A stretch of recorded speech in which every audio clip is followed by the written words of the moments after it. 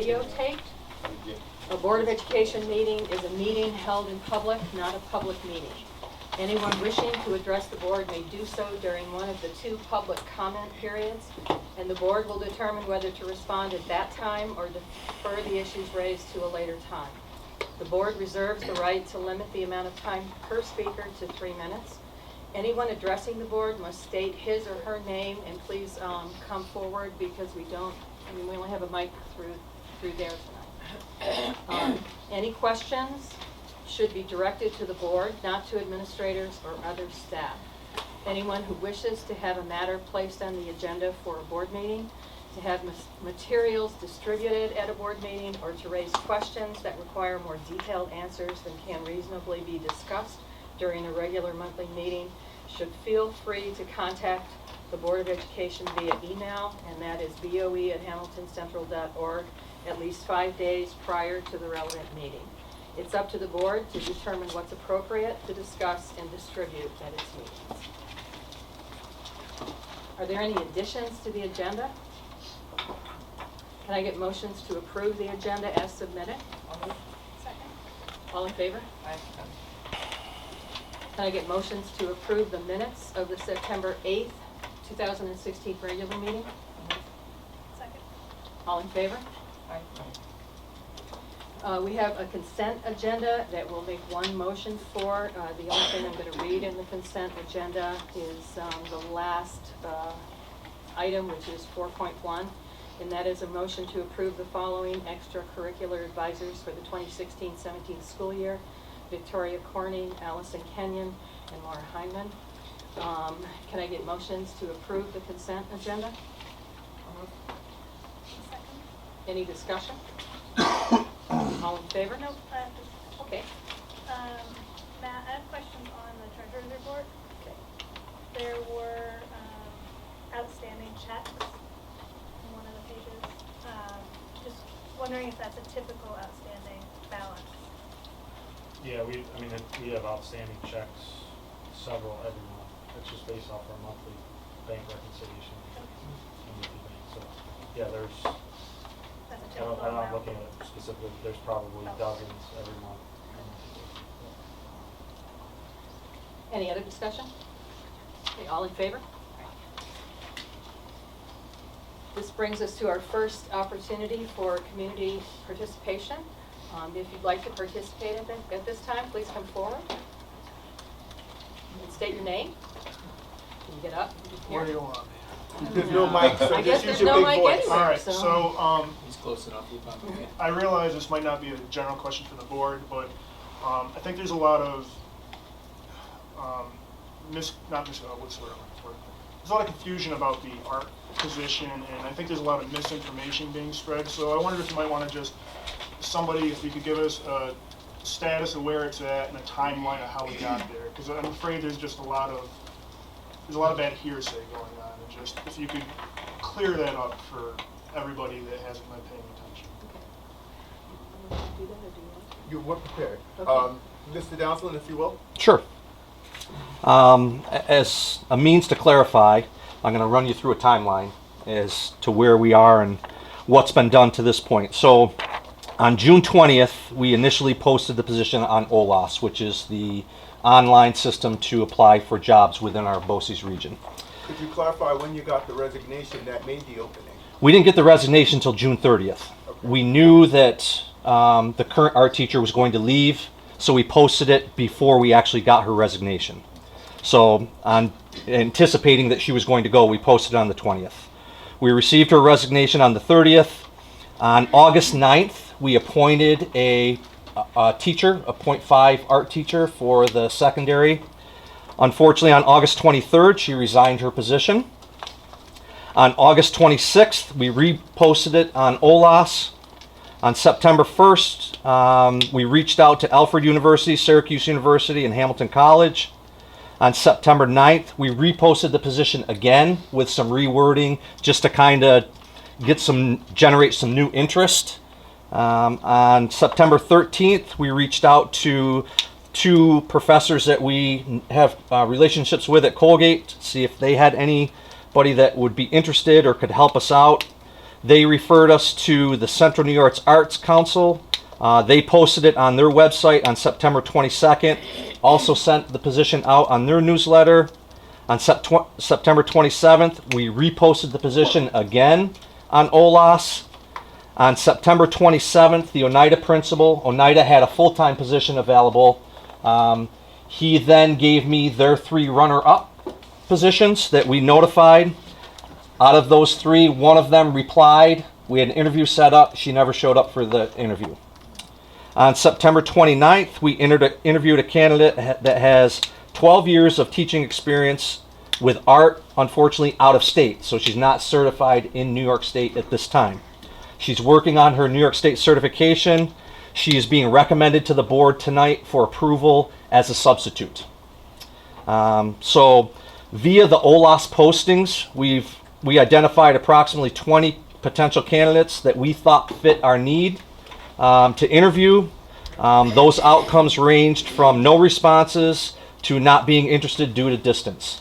And you have to understand OLAS is a state website, so anytime there's an art position, people just filter their resume into that position, not knowing where you're located. So you may get people from Long Island, New York City applying, then they find out it's 5 hours away, and it just doesn't work out. So we do have 2 candidates who we feel meet our qualities of being a faculty member here. They've expressed interest. However, they're not available until December and January because one is student teaching and one is studying abroad in France right now. So they're not available until they come back. So that's the timeline where we're at. Those are the efforts that have been put forth, unfortunately, with very little interest to this point. Thank you. Sure. Any other comments at this time? My name is Alicia Simmons, and I'm the parent of a first grader here. And I would like to comment on the eSpark initiative going forward in the 2016-2017 academic year. First, I want to express my thanks for having the Second Parents University last night. I thought we had a really great turnout, and I thought people raised a lot of questions that they wanted to talk about. My sense, I appreciate that we ended at a good time. People have other responsibilities. I think we ended before all the questions and concerns were exhausted. And so I come to ask that we have another meeting very soon. Given the letter that was sent today, parent involvement, right? One of the principles that we're running by, equal participation or encourage participation from all stakeholders, right? Encourage participation from all stakeholders. I think that we need to have another meeting soon. Not in an indefinite future. And I think that there are several issues that need to be raised. One of my personal issues of why I think this is of such importance for both parents and administrators and the board. I would love for y'all to be part of this meeting going forward as well. I think one of my personal reasons that I think it's important is because we've spent a large amount of money, right? Upwards of $24,000 on this for this year. If we deem this pilot a success, we will continue to spend more money down the road, right? This isn't a one-time expenditure. And so it's a significant cost, and I believe that we need to have an effective strategy for assessing whether or not it's working, right? I am a teacher myself. I've used one-to-one technology in my classroom. I want it to work, right? I do. But I want sound science. And given the letter today, and given my questions last night, I participated in the meeting last night, which the video is available. Thank you for that. I appreciate that. Given the answers I got last night, the data from the summer is based on 2 students. 2 students who showed some good success. That is not compelling data to my mind, and that's the sense I got from this letter. And given the financial cost, given the cost in time, right, 60 to 90 minutes per week, this is not a trivial thing. And I really hope it works. But I think that meetings need to continue to be scheduled. Meetings need to be continued to be scheduled soon. And I think that we all need to be coming to the table on this. So thank you for your time. I respectfully request more meetings in the immediate future. Thank you. Thank you for your comment. Are there any other comments at this time? Travis? I'll piggyback on that. Okay. I appreciate you saying that too. First off, gripes go upwards, but I think oftentimes compliments don't do the same when they should. Just so you as a board should know that Kevin and Dr. Ray have been very open and helpful with this eSpark issue as far as communicating with the public. And I've seen the concerns of a lot of people. I've had some personal experiences with the eSpark throughout the summer. I understand it's a pilot, we've probably already paid for it. Here's what I urge you as a board to do. I urge you to give the administration the support they need to get this running soon. Because it's a pilot, and the more days that it is used, the better to judge it. And I understand the options. And what I would say as a compromise is maybe the parents of students that are apprehensive about it can temporarily opt out of it until all these questions are answered. There are a lot of parents that aren't even aware of it, so there are going to be both sides. As a parent, I want my daughter to be using that now. I want it to get going so we can see how it works. And yes, keep the flow of conversation going in the meantime, but this has been talked about for plenty of meetings, and I'm sure that a lot of people are just being aware of it. But this has been out there for a while. So please give the administration the support that they need to just let this finally get going, and urge them to continue the conversation with parents that are apprehensive, and in time they can be convinced or they can be not convinced. Just there Thank you you. go. Thank you for your comment. Any other comments at this time? Ferdinand from Munch. I had a follow-up question on the art teacher question. Is that a full-time or half-time or less than half-time? What's the benefit situation? In other words, if we're not having a perfect harvest of candidates, might that have something to do with the conditions we are offering, or not? Is it just our location? What are the parameters? It's part-time, 0.5, so it's straight half-time. I think it's possible that you're not getting people because it's not full-time, but it's also possible to hire someone really well who ends up a full-time when it's part-time. So I don't know really. I think part of it is timing. When you get a late resignation, you are in a compromised position to begin with, because most school districts start their hiring season, good ones, at least ones that plan fairly well, in March or late February for April appointments. So I think timing is a part of it all, in addition to the other conditions that Mr. Downsland laid out. So I think that there are a couple of factors at play that's putting us at a disadvantage. Thank you. Thank you. Any other comments at this time? Do we have a teacher presentation from Ms. Coddington and Ms. Rose?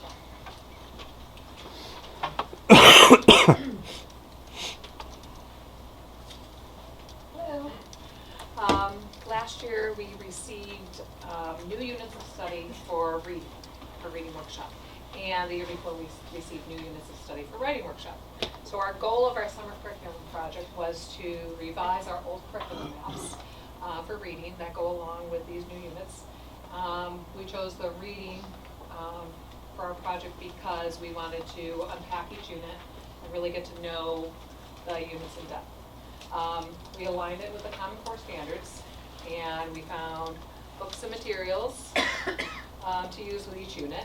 And we thought about, what kind of anchor charts would we have to use with each unit, and some we would have to create. So we revised our map, and it's now online. It's on the HCS website under our curriculum maps. If anyone wants to look, we did have this 2 copies here, but it is on the website, so you can make lots of copies.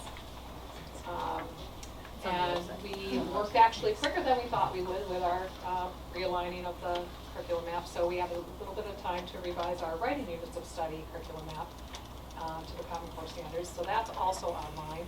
Although we need a little bit more time to add to our resources for our writing workshop and gather our mentor texts and create our anchor charts. As you can see just from our own maps, here's our reading, where you can see all the work we did on each unit beyond, and here's our writing. So we still have things that we want to do with it. Sure, and also going along with our project, we had some money in our budget where we were able to order some books, and we actually were able to order over 30 books. We were really good bargain shoppers. So some of the things that we ordered were the emergent storybooks, Vanna, like The Carrot Seed and The Three Little Pigs and Cats for Sale. And this type of book does a lot to build vocabulary with all the rich language in it. And they're also very engaging, and they help children to learn the story language, like Once Upon a Time and that. Also, during the read aloud, the children interact with the teacher and join in with the parts that they know, like I'll huff and I'll puff. I'm sure you know the rest. And you can probably finish it. So they love those. They've just done such a great job with them. And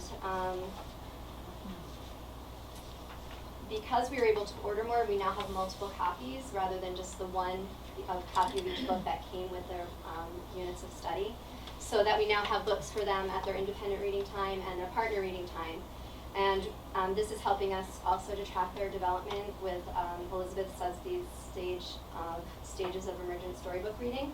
And that type of reading is a really good way of developing their emergent literacy skills. And then the other books that we ordered, if you want to compare, they're shared reading books. And they have an interesting storyline, but you can see obviously simpler, repetitive text and predictable text, and the pictures really support the text. And that helps us to build their concepts of print and phonological awareness. When we do those, we read them multiple times for both types of books, so we can really look and study the illustrations and what the authors are doing. With these little books, we also work with finding high-frequency words and playing word games and rhyming games. All of those things obviously build reading comprehension, it builds their phonemic awareness, their fluency, their confidence, and really just also their attitude that they're readers. And that's really the name of the first unit, We Are Readers. So that's it, and thank you very much. Expect us to be around chanting that. We did it last year. Can I ask you just a couple questions? Oh, sure. You have in the We Are Readers, one of the enduring understandings is people feel like part of a reading community. Can you just explain like why that's important or what? Well, you know, we talked to them about how everybody can read in the classroom, in the school. Everybody reads. You know, we that's one of our first our first lessons is who reads, and they say I read. My mom reads. My grandma reads. So they learn that everybody does something to read, whether it's reading for work, reading for fun, reading to get somewhere, whatever it may be. So we tell them that, you know, you're going to be part of this. You're going to be part of this reading community. It's a great place to be. They'll take you on many adventures, and they'll teach you lots of new things, because right now we're doing our Learn About the World books, which is... And kind of jumping off of that, when you give a young child who really can't read the actual words yet, the first thing they will say to you is, I can't read this. So this unit is really kind of inviting them to the literacy club. Like, you're a part of us, you're with us with the secretaries and the bus drivers and your moms and your dads and your aunts and your uncles. We're all readers. And as we've been doing this, I really do, and you probably agree and find, that when they start to get the books, you don't hear that as much as we used to hear, I can't read this. It's just kind of a really nice welcoming way of you know, saying, you can do this, you've got this. And it really does help. My second question, which may be that there is no connection, but we've heard two people talk about this eSparks program. How does that impact or not impact what you're doing here? I don't have enough information. Yeah, either do I. We are going to have another workshop tomorrow. Okay. In the afternoon by eSpark. So we'll learn some more. We're just new to it ourselves. All right. Thanks. Thank you so much. Thank you. Okay, that brings us to new business. Under personnel, we have one resignation. Can I have motions to accept the resignation of Nancy Hughes as a full-time bus driver effective October 21st, 2016, with sincere appreciation for services rendered to the district? I'll move. Second. All in favor? Aye. We have several appointments. Can I have motions to approve the appointment of Rachel Jackson as a probationary part-time teacher aide effective October 14th, 2016 on step 1 of the salary schedule as recommended by the Director of PPS and the Superintendent? Second. Any discussion? All in favor? Aye. A motion to approve Joellen Manley as a .25 FTE teacher aide effective October 14th, 2016 through June 23rd, 2017, as recommended by the Director of PBS and the Superintendent. I'll second. Okay. Any discussion? All in favor? Aye. Motion to approve the appointment of Isine Denise Yep. Kavaz as a long-term school counselor on step 1 of the salary schedule as recommended by the elementary principal and the superintendent. A second. Any discussion? Is this to take Ms. Quilla's place? Is this? Sorta. It's to take, the elementary guidance counselor right now is doing middle school and elementary. So when we hire Ms. Cabas, she will, there'll be an elementary counselor, will be fully secondary, and this person will take the elementary slot. And when does this person start? It's not mentioned. Correct. It's not mentioned because I tried to call her employer yesterday and see if we can get her sooner rather than 30 days. And unfortunately, they do not have a sub for her in her current position. I know her employer because we work together. So until they will hold her for the 30 days or until they can find someone to replace her, whichever comes first. So it could be in 30 days, it could be in 15. Any other discussion? All in favor? Aye. Can I have motions to approve the roster of winter coaches as recommended by the athletic director and the superintendent? Move. Second. Any discussion? Are all of the winter sports here in Hamilton? No, we have another later motion about that, so we have a couple that are going to be chaired, so. These appointments are. But these here are all in Hamilton. Mm-hmm. Okay, and these appointments are contingent upon sufficient numbers of participation. So I have one more. Is there a Sure. varsity boys basketball? Yes. We already approved That's it. already been approved. Oh. We approved it last time. Tom Blackwood. Sorry. Okay. All in favor? Aye. A motion to approve the following to the substitute list as recommended by the principals and the superintendent: Patrick Moore, Marnie Horton, Lindsay Cross, and Molly Shaw. I'll move. Second. Any discussion? All in favor? Aye. I have motions to approve the advisors for the 2016-17 fall play, cheaper by the dozen, as recommended by the secondary principal and the superintendent. Second. Any discussion? All in favor? Aye. We have a leave of absence. Can I have Can I have motions to approve a leave of absence for Sarah Zogby for the purposes of adoption of a child from China with a tentative date between November 14th to December 5th, as recommended by the principal and the superintendent. Second. Any discussion? Just congratulations. I was gonna say It's congratulations really, to it's her. wonderful. All in favor? Aye. Okay. Going to the Committee of Special Education actions. Can I have motions to approve the recommendation of the committees on special education and preschool special education? These recommendations are from meetings held in September and October. I'll move. Second. Any discussion would be held in executive session, so all in favor? Aye. Okay. Can I have motions to accept the following monetary donations and to increase the budget by these amounts? From Slater Brothers Entertainment, $400. From the Broad Street Gallery Alumni Art Show, $159. From the Hamilton Emerald Foundation, $1780. And from the Hamilton Odd Fellows, $100. I'll move. Second. Any discussion? What is the Social Studies Institute that they're going, the trip? Columbia University Social Yeah. Studies Institute. What is that? That is professional development requested by 2 teachers to go down to Columbia, where they are just going to engage in training and curriculum development and design by really high-level practitioners. Thank you. Any other discussion? All in favor? Excuse me. Aye.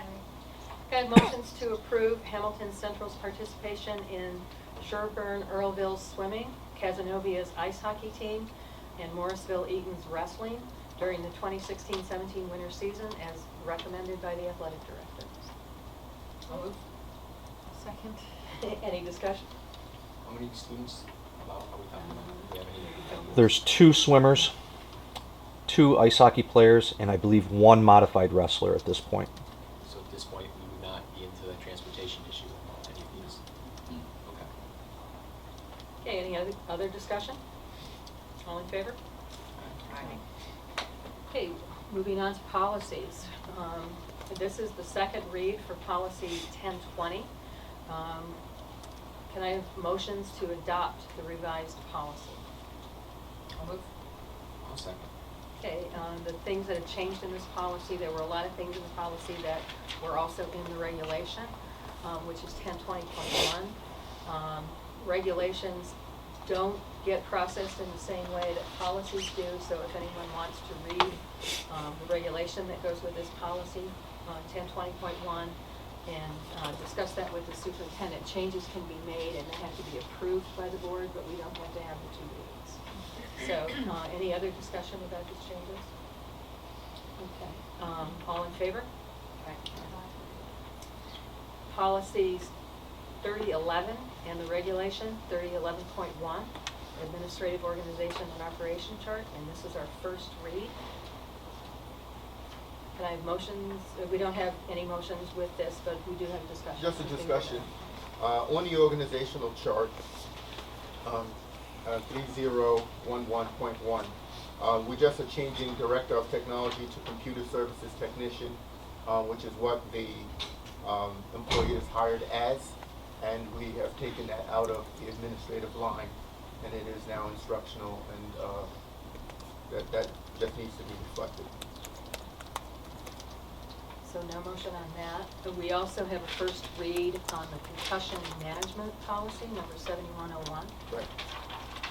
So this is coming directly from our BOCES, and the recommendation is from our labor relations, our policy arm. We subscribe to their service, and so this is just the latest, and it's for us to read, and it's recommended, and it will be adopted with some revision if local school districts choose to make some revisions, but there's a change, and that's And we also have a first read on policy number 8603, responsible intervention. going fast here. Well, we are going fast. We have people who do. Yeah. In August of 2016, the State Education Department came out with a memorandum, and I'll just read one excerpt of it. Districts must develop a policy no later than September 1, 2016 for providing AIS during the 16-17 school year. District policies for providing AIS include a description of what student performance measures and associated scores will be utilized to determine eligibility. Must be posted on the district website or distributed to parents in writing. We currently have a policy, an RTI policy that was adopted in 2011, which took our AIS. It took the place of our AIS. And so it was already on the website. What needed to happen, which makes this, what's proposed different, is that it specifically, we're asking to make it the RTI/AIS policy. And then there are some other components that Mr. Bragan and Mr. Ellis will articulate that's in the writing that just specifically speaks to the instruments and cut points, as well as notifications, so they'll take it from here. Yeah, so one of the things that they're asking us to have is the identification means of how we place kids into AIS or RTI services. And we're kind of lumping those together, calling it AIS RTI because it's confusing. One is AIS, we do RTI, which can replace AIS, but we have things that we have to follow through AIS. So there are several indicators, two being the New York State ELA test and the New York State math test. And as you know, we don't have a lot of kids take that test, so more than half. So we have to use other means, and we should really use other means than that. In the past, the state had said if a student had scored middle 2 level or lower, you automatically were qualified for AIS services. And now the state is saying if you score a level 2, it's up to the district to use that as one of your indicators. And so we have other indicators that we use to qualify kids for RTI AIS services. The F&P benchmarking. This year we'll have NWEA math tests in both math and ELA for students that are struggling learners or below grade level. Our Teachers College reading and writing performance assessments that are beginning and end of each unit. can be used. Our new math series, Everyday Math in the Elementary, has unit assessments pre and post that can be used.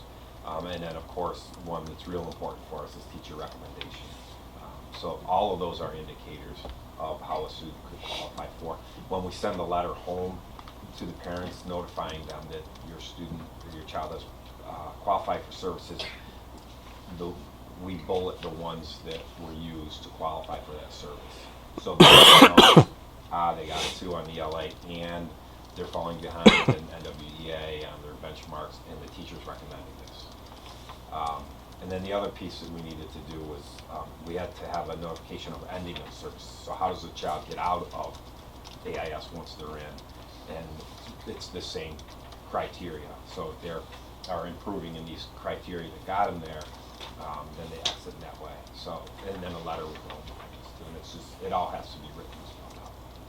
The entry, the progress monitoring, and the exit, that really hasn't changed, but now it's more detailed in terms of what multiple measures are you using, what measures are you using for a child to enter, what measures do you use for progress monitoring and for exit. So that process was always there, but being more specific now with the instruments that you can use. Any other discussion about that too? Okay, so we'll have a second read next board meeting. Brings us to the strategic plan proposal. Can I get motions to accept the strategic plan proposal from PLC Associates as outlined in the proposal submitted to the board in the amount of $17,975 as recommended by the superintendent? Any discussion? My discussion is the same thing I emailed Dr. Allison about. I've been involved in many strategic plans in the past, but they've always involved an RFP that clearly defines the scope and the scale of the project. And we got proposals back that had even different length of strategic plans from 1 to 5. It sounds like this company may be good. It seems like it just seems like we've gotten off. To me, and I guess the best way to say is I don't know how to evaluate them since I don't know what they were asked to do. I have the superintendent's report, which says a bunch of the issues that we're facing, and I get that, but we haven't told these companies, how do we want you to do your strategic plan? And I'm not saying the nuts and bolts, but what are we looking from each one? And so they're vastly different proposals. Yeah. So to me, I find it, honestly, to be impossible to evaluate them because they're completely different items. Any other discussion? I agree with Paul. I had trouble evaluating looking at them. This was one that, there was one that I was not good with going with, so I was glad that wasn't the one that was chosen. But between the other two, I'm kind of stuck on them, so I guess I needed a little bit more of why, and why did we choose it. Prepared to do that, as well as articulate again as to what criteria was, what information was given to the consultants. In fact, I'll probably start with process again. When we initially, when I first brought this to the board, I gave an outline of the many issues facing the school district, and for both the long term and the short term, and the interest in getting more community input based on the talent pool that's already here to help guide the decision-making process, which included Dr. Ellen Pohl, Dr. Jessica Cohen, former district superintendents who do this work, Ms. Fidel, who does this work also, who immediately reclused herself from participating whatsoever. She did give me a lead to Ms. Virginia Tyler, who was not available, and Brett Collins, who does this work, and Ms. Karen Markov from PLC, and her boss is actually Kenny Cedar-Burry, who gave the plan, and Sean Brady. Also had conversations with community partners, CEO of Community Memorial Hospital, Mr. Dale, just in terms of gaining some, picking the brains of local people. Ms. Dudrick from the Oak State Institute at Colgate University, and Thought and Action, Ms. Mary Galvez, and at some point at a board meeting, someone indicated we should tap into some of the community agencies with regard to their information and knowledge and some work that they may have already done for us on strategic planning. They don't do that kind of work, and now that I'm on the board for the Upstate Institute, I even have a better relationship and understanding of the kind of work that they do.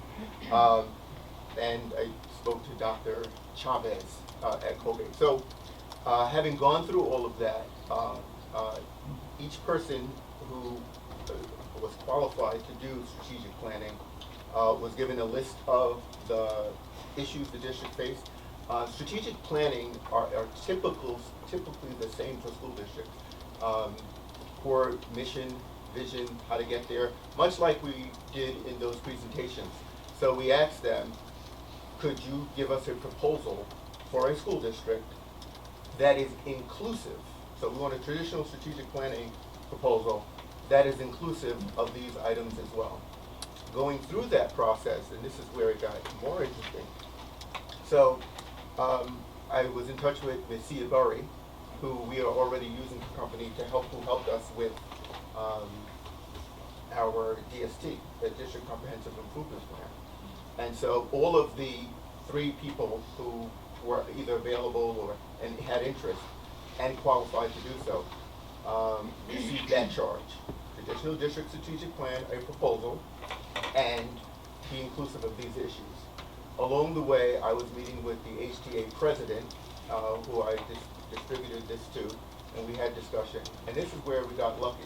I found out that a neighboring district was going to spend a lot of money, or may be spending a lot of money on a strategic plan. And I reached out to him and connected those two. And he found value in it. They're going with them. And as a result, I said, based on your initial price, if you land that deal, I'd like a deal here to save our taxpayers some money. So what was initially an upwards of $24,000 was reduced to this. And, there's always some back and forth and trying to build relationships. So I don't know that there is a company in New York with this amount of experience and network that does strategic planning. The reason why we found PLC to begin with, I asked an experienced superintendent when we were identified as a focus district, and Mr. Ellis and I had to go to Albany. He said, do not leave without PLC coming down to do your district strategic plan. So there was a lot of credibility and reputation with the company to begin with. But when I saw the proposal from that, and I'm familiar with consultants who do strategic planning, I had not seen anything like this before in the field of education. And one person was not in education. And the HCA leadership and I agreed when we met that person should move forward, but there was no recommendation for either or. And so using my best judgment, consulting with my team, that's my recommendation. And I think a very good one, given all of the factors, including the fact they've been around so long, they already have a COSA. So the 17.9, our reimbursement rate with BOCES comes to half of that. So, yeah, right. So at the end of now we'll have to spend 17.9 if you recommend we go with it. But when we do our reconciliation with BOCES, half of that comes back. And so now we're paying close to $9,000 for what would have been a $25,000, well, it would have been half of that also. But that's my recommendation based on all of that information and the context that I shared with you. Do you want to say anything about the plan? You really have a lot of, okay. This one stood out as The best one. as of the 3. I mean, it was far and above the most comprehensive and unique, and I thought more detailed, and I also felt that it was going to be, it would give us a better product. But out of the 3 that were given, and like you said, I mean, you can give the parameters of what you want to have met, but at the end, it's a strategic plan. The process is very much the same. I just thought that this one did a much better job of outlining. I thought it did a great job. My concern is without an RFP that determines scope and scale, these things can mushroom. And they can become more than what we may have intended. I don't have any doubt that this is a very good company and that they're gonna do a great thing and that we could save money. My concern is that my experience in the past, by having an RFP, we can control that and ensure that things aren't going to get larger and that we would have had proposals that would have been more comparable to look at each other. I'm not questioning even the decision of this one. It was clearly the best one. Well, this is a proposal, and when you accept the proposal, then you write a contract and you write it into it, so that's where you're gonna see that. I'll just give you one simple example.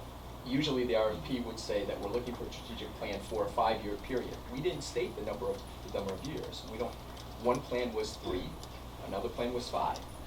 And I'm not getting into the weeds of which one is which, or that it's irrelevant. I'm saying that's the value of an RFP, because if we are then working with a company and they start hearing from us that we want to project farther, and they've projected a cost of $17,000, and they're thinking, I think there's this 5, but let's say, for example, that it was a 3-year plan, and now they're going further, well, that meter's running while they do that.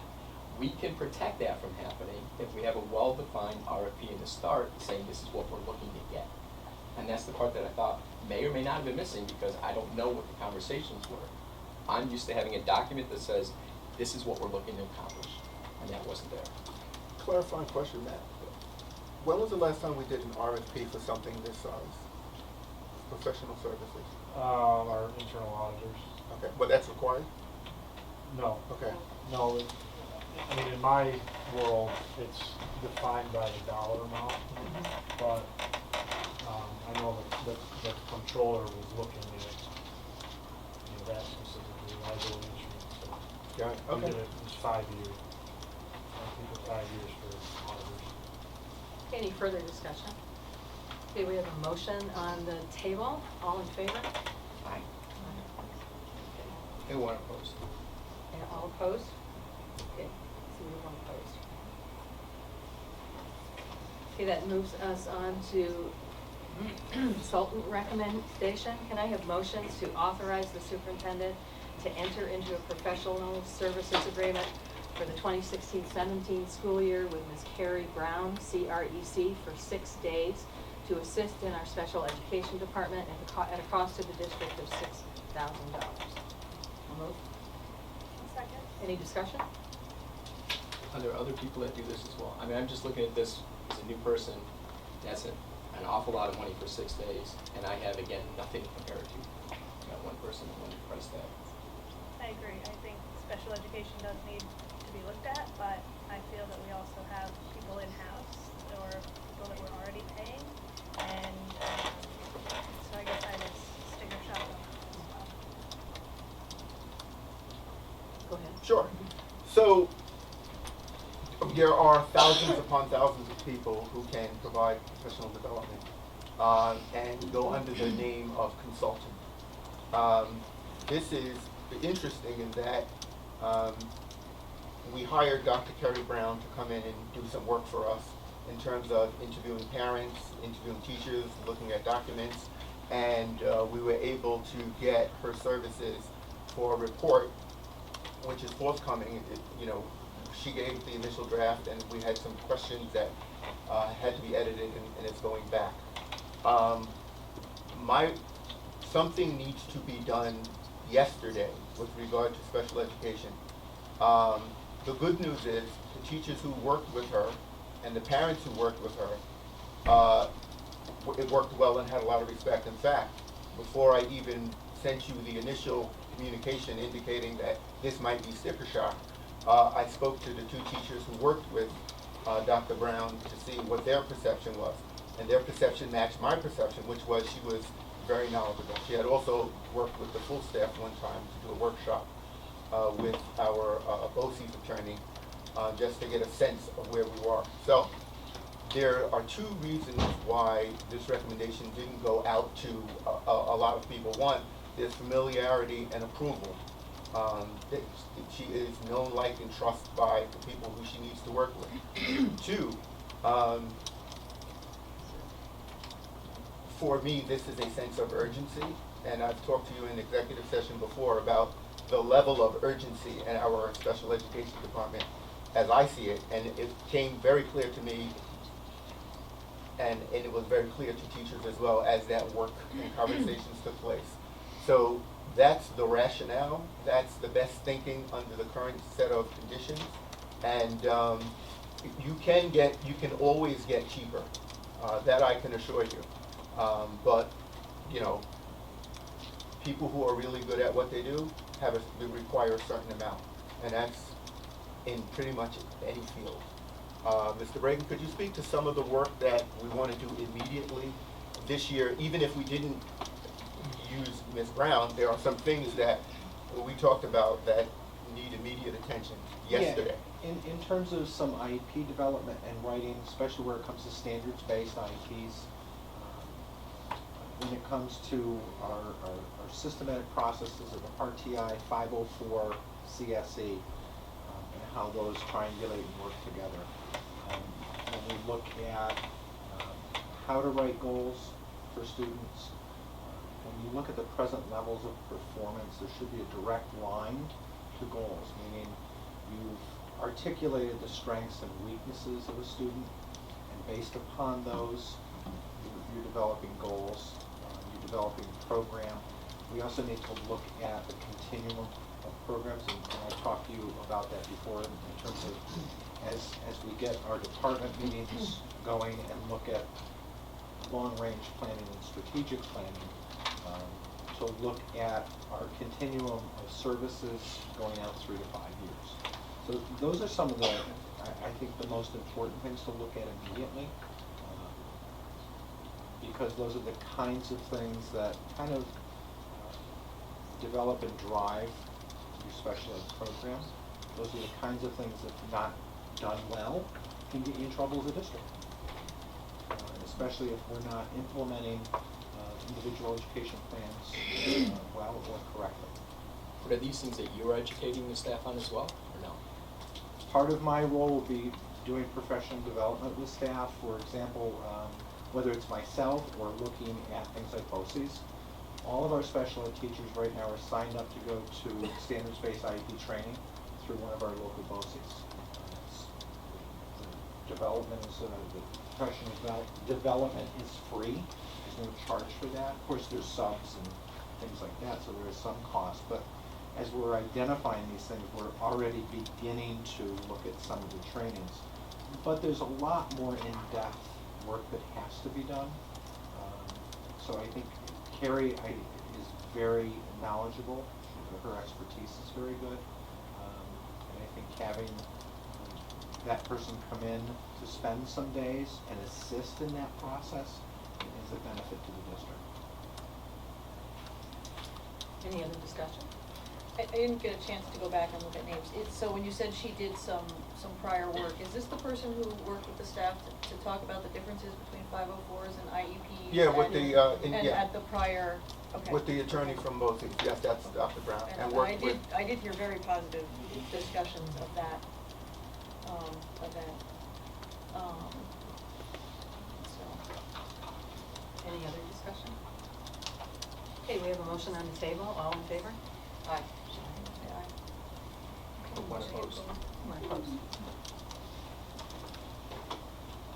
Okay, that brings us to a motion to appoint the Hamilton Committee for International Student Steering Committee as recommended by the superintendent. Do you want to say anything about this process, how Sure. this committee was picked? Yeah. The names are listed on board docs, so. I'm going to pass one down for every board member, just so that I'm going to walk you through process, so that we can all be really clear. It starts, well, this was approved last spring. The parameters on who should be, the makeup of the committee was outlined. We asked the elementary and secondary principals to send out emails to staff members who might be interested on serving on the committee, with the exception of if you have a spouse interested in serving, then you would not be allowed to serve on the committee.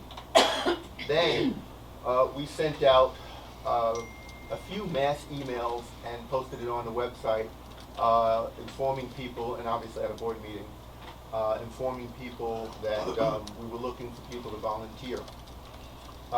Then we put up a survey in the beginning, at some point in early September, gave about a 2 or 3 week window for people to fill out the information. We had no teacher volunteers to be on the screening committee. I did have a teaching assistant and a principal come in and volunteer their time. So each applicant, for lack of a better word, because they're volunteering, their name was blocked out, so you couldn't see their first name or their last name. Their phone number was blocked out, and their email was blocked out. So try to make it as blind as possible. And of course, each survey had a number on top, which I had to keep because I knew who everyone was, and I imagine Ms. Curley did also. Then just created a Likert scale and asked the principal and teaching assistant to read the question based on the responses to the final two. Based on the responses to the final 2 responses, just notice how weird that was. Rate this person in terms of whether you think how strong they are to be on this committee. And the 2 questions were, please briefly describe your experience or expertise with international students or program design and implementation. 2, why do you want to be on the HCS International Steering Committee? And so we asked them to read the responses and then circle 1, strongly agree they should be on, all the way down to strongly disagree. After that, I reviewed them all, looked at the different categories, student, community partner, and looked at the numbers and assigned. Then I had one of the secretaries inform the applicants, I don't have another word, inform the applicants that they were being screened and we'd be in touch within a few day window. It turned out to be within a week. Then we notified the people who were selected, and we left messages for people who were not selected to give Dr. Alston a call. And if they called, we spoke, and if they didn't, they didn't. And then we sent letters to inform them, thank you, but we don't, you weren't selected this time. So that's the process and how you get to the recommendations. So how many people total applied? I want to say it was 14 or 15. Yeah. Okay, any other discussion? All in favor? Aye. Opposed? Okay, we have our information time, so we have administrators' reports. Any questions, or any of the administrators want to talk about anything in their report? Sure, if Ferdinand's still here, I'd like to congratulate Ferdinand and Sophie. For those of you that don't know, Sophie Von Munch was recognized by the National Merit Scholarship Program as a commended student, which is an outstanding academic achievement. So congratulations to Ferdinand and Sophie. And to HCS. Yes, absolutely. Okay, any questions to any of the administrators or reports? And we have a superintendent's update. Yes. As you know, we've had discussions on Morrisville football, transportation. We were able to come up with a solution that worked, and we're happy to say that that's in motion, and we're able to get our students over there and get them back, and so far so good. And I will always highlight good news in terms of finances, because that is something that we're keeping our eye on. $21,000 grant from the U.S. Department of Education for small rural schools, and Lisa Sykes from BOCES and Matt Crum did a lot of the legwork, and so we are greatly appreciative of that. Thank you. In other good news, it was mentioned earlier, and thank you for the outstanding report. about a reading community. So the community book talk will be on October 27th and December 1st. Smartest Kids in the World and How They Got That Way by investigative reporter Amanda Ripley. It went out to the community, I want to say yesterday. It's been on the website for a while. Shameless plug, the first 15 adults who register get a free book, because and the books are also on sale. That's a good deal because it's about a $13 book. It's also on sale at the Colgate bookstore. So we're What was the working. date of that again? The Smartest Kids in the World. Date. Oh, I'm sorry. 10/27 and 12/1. So we're doing it in 2 parts, so that people, if they don't want to read the entire book, they can just read the first 5 chapters, and they can come the second time. And either way, it's a good night. And I think that this will be a nice way to model to our students what we value. One of the things we value. And build community, and it's a really good book, and great conversation comes out of it. I did it before, and I'm not connected to the office. Okay,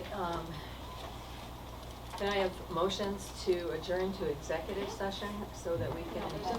Ooh, what do we have to do? Community participation. I'm sorry, I forgot. This is our, I hear you. That's okay. That's Okay, okay. this is our second opportunity You don't for have another community commitment, do you? No. participation. Lori Coddington. Hi, on the topic of Carrie Brown, she did our staff development for comparing the 504 plans and IEPs. And it was a very fun but confusing game that we played to learn about it. And I asked a simple request, and Dr. Alston worked with me on this, to have all the questions that were from her game show answered in the correct question, because the attorney and Carrie were debating about some answers. So I wanted a document or something that can lay out the answers to all the laws so we could understand them. Still, that was last year, still to this day I don't have that in my hand. And Dr. Alston and I worked on sending her emails, so that kind of tells me a little bit about a person that can't do a simple task, because I even typed up the questions for her. I just needed the correct answers, because the answers were not on the document she had given to Dr. Alston. So just for, you know, for the little bit she's interacted with us, sure, it was fun, but I didn't learn a thing because we were all debating answers. And we, you know, she gave us one answer, and then the attorney was saying another answer. So we wanted the true answers so we can understand the 504 and the IEP rules. So that's just a comment about Carrie Brown that I have from my experience with her. I'm still waiting. Good to know. And thank you for working, because Lori volunteered to do that. What Dr. Brown did is send me and send us an Excel format with all of the questions and all of the answers on a spreadsheet. And that was way too difficult to, when you print it, see what the answer is. So there's tab A, tab B, tab. It was not very manageable. And so ultimately, she did not deliver the second part, which we didn't hire her for. But we did want some extra value, because that would have been very helpful. The other piece that you should know is that practitioners sometimes differ with lawyers for a variety of reasons. The lawyer is thinking about his constituent, and the practitioner is often, which is a judge or an arbitrator. And the constituent is usually, meaning the teacher or the person on the professional line, is looking at what's best for the needs of children. That is something, if you recall, you received an email just the other day about a 504, that there is definitely disagreement within the field, but legal standing as to what's 504, what's IEP, who's entitled to what, based under what. So it's not necessarily surprising that an attorney and a practitioner have a different opinion on something that ultimately gets ruled on by a judge. So a judge can go this way, a judge can go that way, and each one would have case law to support it. And so that's very tricky in special But education. we're going to hire her to come back, and the teachers are still looking for the data that they need to help themselves understand, to help our special education improve, then we should request that. and that should be a part of what we get when she comes. I mean, if that's something that we've been